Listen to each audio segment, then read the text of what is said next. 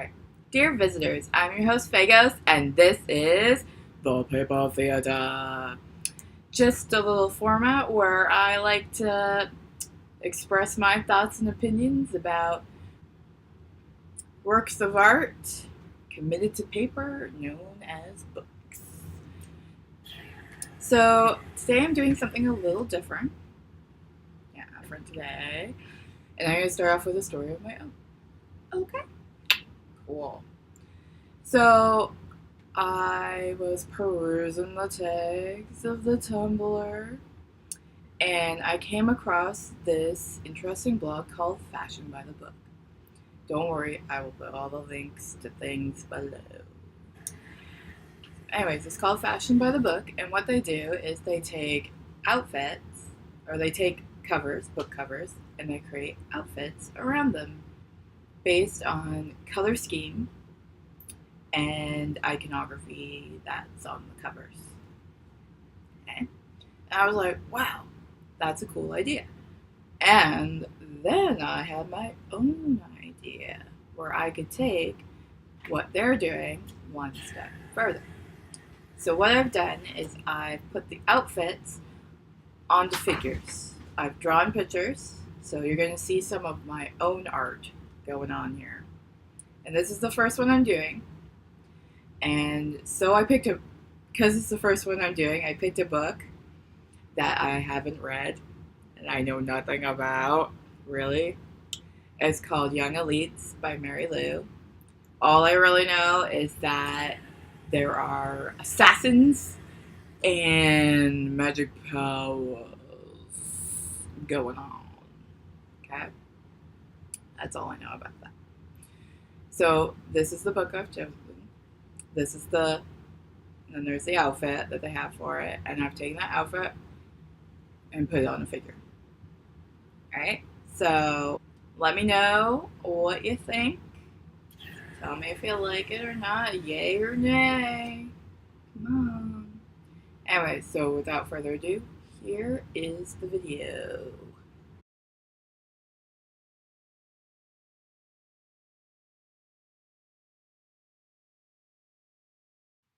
Okay, so I guess I'm starting this off in a very traditional kind of manner with the regular old like background music with the speed paint going on or color, whatever you want to call it, where I just kind of,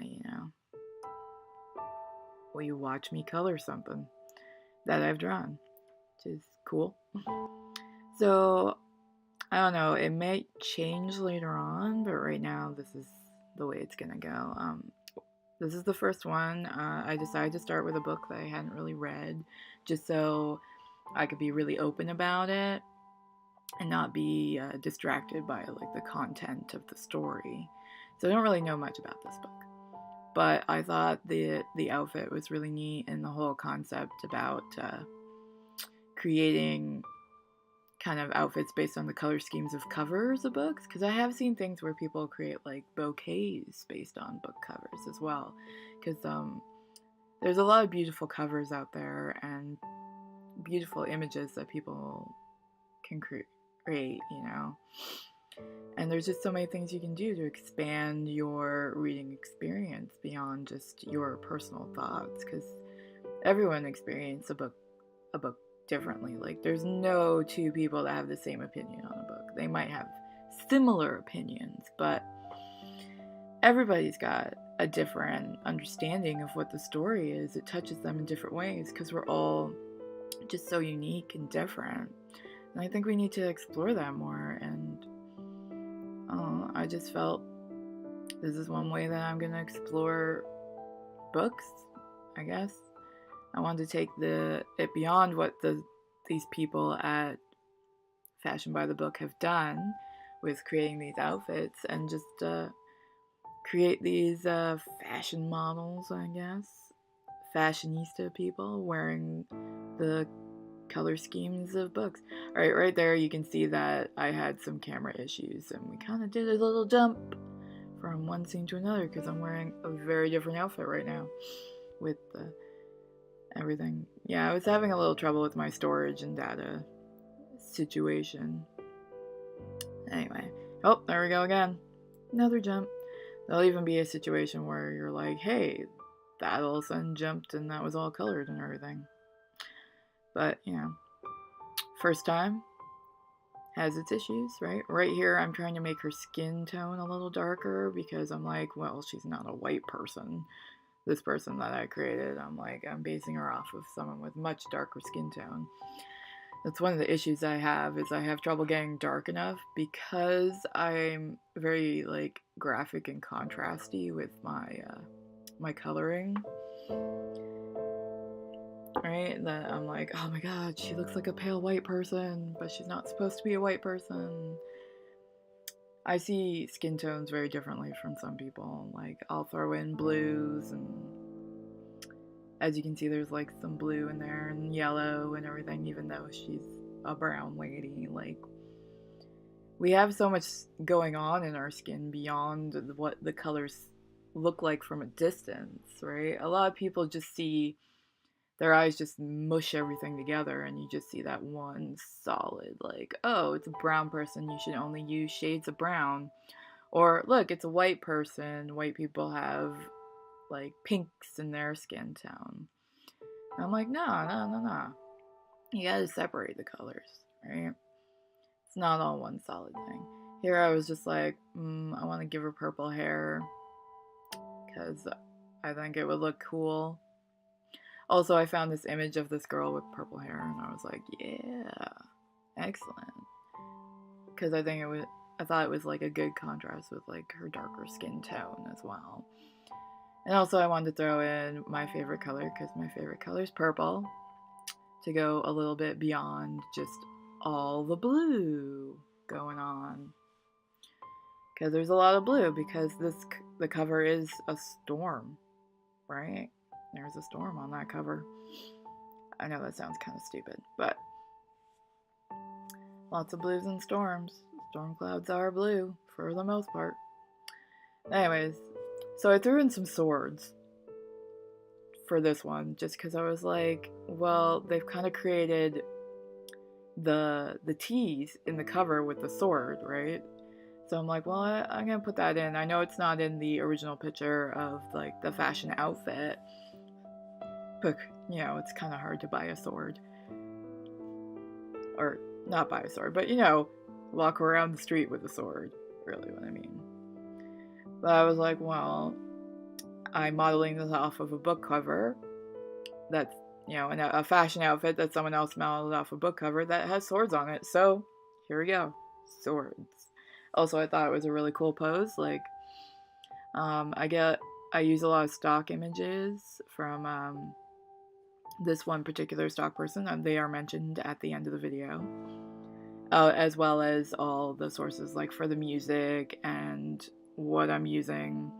I don't reference all the colors, because this is my first one and I didn't even think about doing that beforehand. That might be something I'll have to look into. It depends on whether or not people ask me, what colors did you use? Anyways, so continuing with what's happening right now. Right now I'm just doing the coat. Decided to do the coat first. As you can see, I'm just, going over it. I like to work kind of from the darkest to the lightest colors. I know a lot of people do it the other way around, or from the lightest to the darkest. I don't know. I'm confused right now, actually.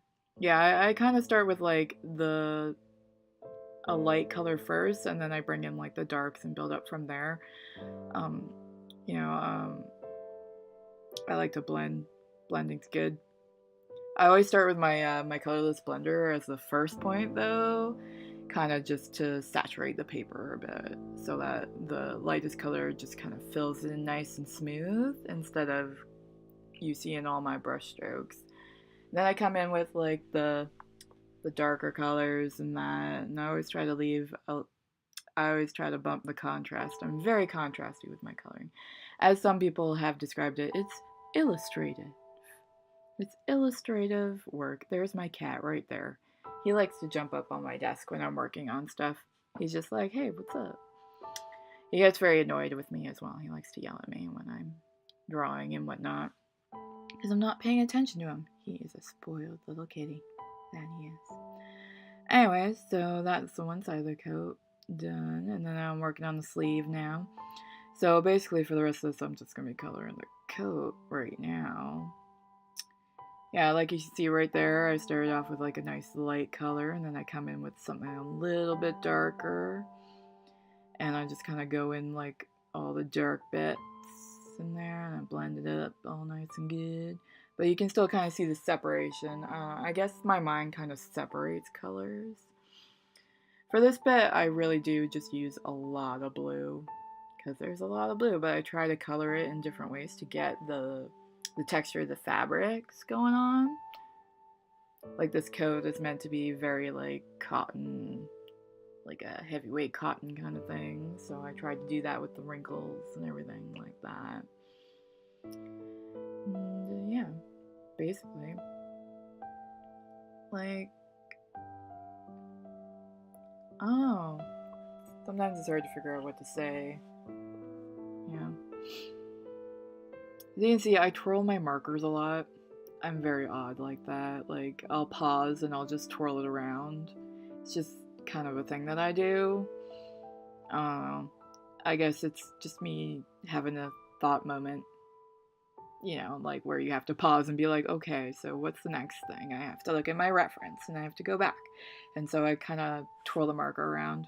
Especially the chows, the Copic chows, because they're so round. Like the other ones are more flat, so I can't twirl them as much. But I probably like shift them a bit. I don't know. And then I'll go back and forth between markers constantly. Like I wouldn't be able to be like, this is the color I'm using now. But then it would change like 2 seconds later, so you'd probably be like, what? So that's why I'm not really explaining like, I'm using this color now and that color now. Or like showing you the colors. Because I go back and forth a lot. Like, I'll do a tiny little dab and then come back and do another tiny little dab. So it's like constantly changing which marker I'm using at a time. Unless I'm doing a really big, wide open area, but because there's so many wrinkles here, it's all very little tiny bits. Little tiny bits. Little tiny. Like, I don't go in and just do one color at a time. It's a process. I do a section at a time, so it's like a little section at a time, and you color it all completely, and then you move on to the next section, and the next section, and the next section. Anyway. Yeah, so that's the coat progressing. As you can tell, it's a very like gray blue kind of, you know, like storm clouds. It's that nice gray blue you get in the clouds. One thing I'll let you know is I only use black for lining. It's the only time that I'll go in with black. I do not like using black because I don't think black is something that's natural. It's kind of a flat, fake thing to me. Because in reality, black is all the colors together, right? It's not a true color itself. It's a tint. You use it to make your colors darker or whatever. Oh, there goes the cat again. Flying by super fast. Yeah. He gets really annoyed when I color and draw. Anything like that. Super annoyed. Oh, yeah, there's me forcibly removing him.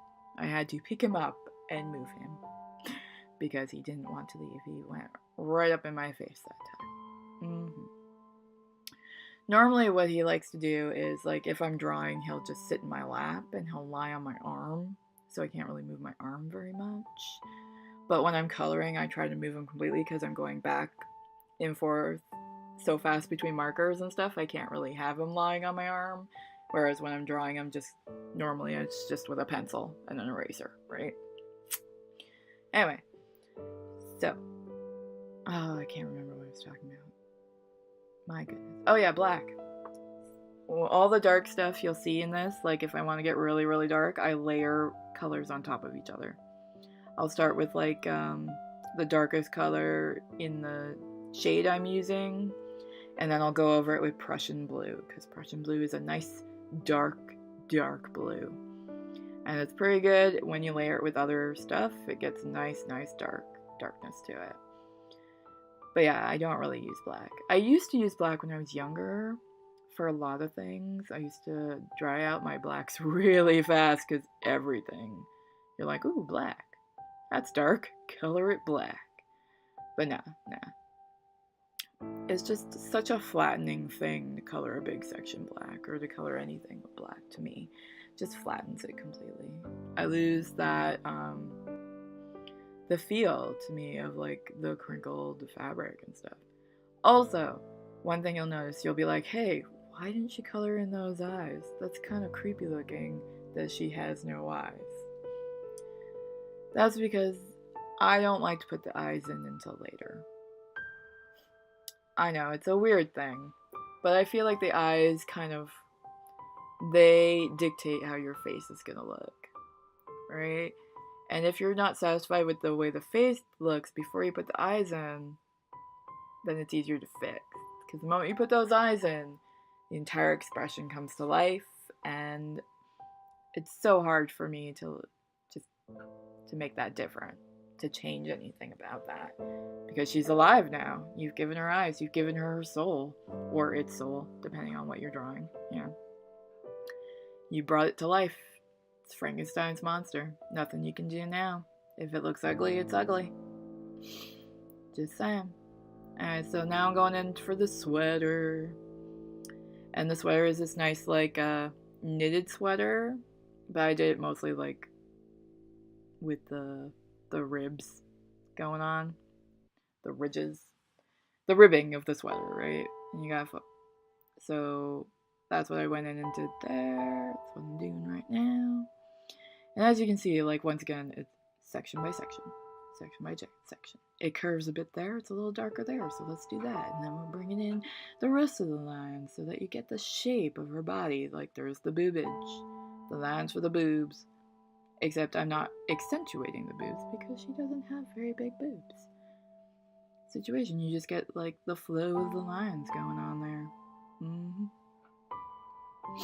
But yeah, so that's what's happening right now. As you can see, I don't have a wide variety in these shades of blue. She looks very much like one solid color kind of in the end.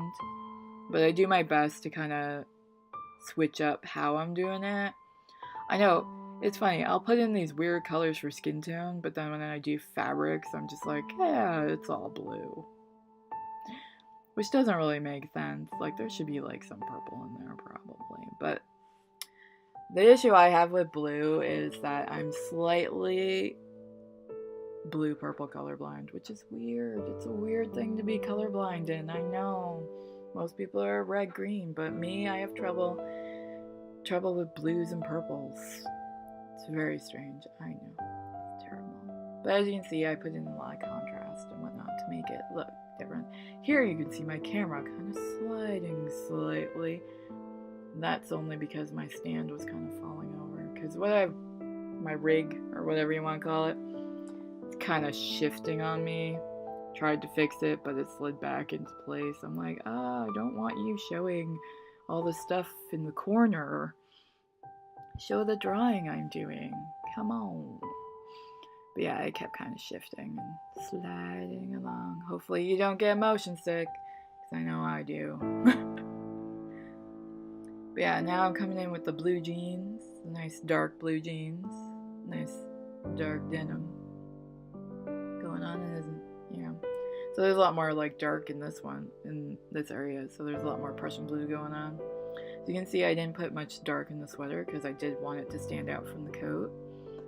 Yeah, going in with a lot of darkness right now. Yep. Anyway, so those are some stuff about the way I draw and everything. But yeah, so putting in all the little details, like the jeans always have the crinkly line down the leg. Always got that feeling. So yeah. Sorry, I just kind of lost my train of thought. Like, I don't really know what to say next. So you can see, like, because of my camera issues, like, you can't see me drawing the bottom of her pants there. Because it kept sliding. And I didn't have and I didn't realize because I couldn't see what the camera was actually capturing. So I'm like, just drawing her pants, just coloring the pants, and then I realized later that it got all cut off. So I know, it's frustrating. It's cut off. I'm doing all this beautiful coloring, and it's out of camera. It's off to the side. It's off screen. Don't you hate it? But sometimes really amazing things happen off screen, and it's up to your imagination. I know that's kind of silly about like this video because it's like, look at me color. I'm awesome. Not. Anyways, yeah, so this is like just a way for me to basically go beyond the reading experience, bring it into a different level of reality, kind of. Instead of just regular fan art, because I'm like, oh, fan art, should I really draw the character? But what if how I picture the character is really different from how other people picture it, and then they don't recognize the character because I pictured them really different. And I have to tell them this is this character from this book.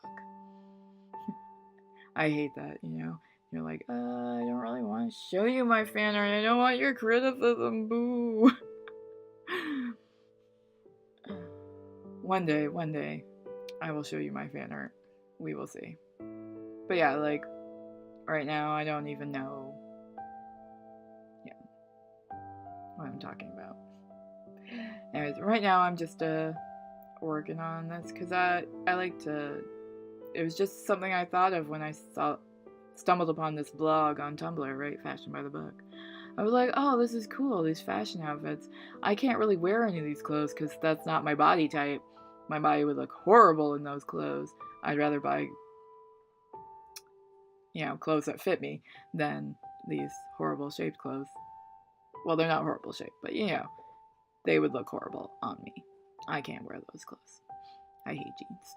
Anyways, I was like, okay, well, what if I drew people in these clothes? Because that's actually a really good drawing exercise, is to take people and put them in clothing. And I was like, yeah, that will work. So this is my first attempt. And I'll have to say, it took a really long time before I actually colored it. I drew this picture forever ago, and then stuff happened, and I just kind of left it for a bit. And then I'm like, hey, let's color that shit. And so I did. I got a new phone or whatever, and I was like, hey, maybe I should actually record something on this. And so I did. So just so you know, this is all done with my iPhone. I've got it hooked up to some rig so that it will film overhead. Oh look, there's the finished piece. Woo! Isn't she pretty? As you can see, there's some spots on the paper for where the ink kind of splashed and stuff. Alright, so that's it. That's my video. Thanks for watching. Bye.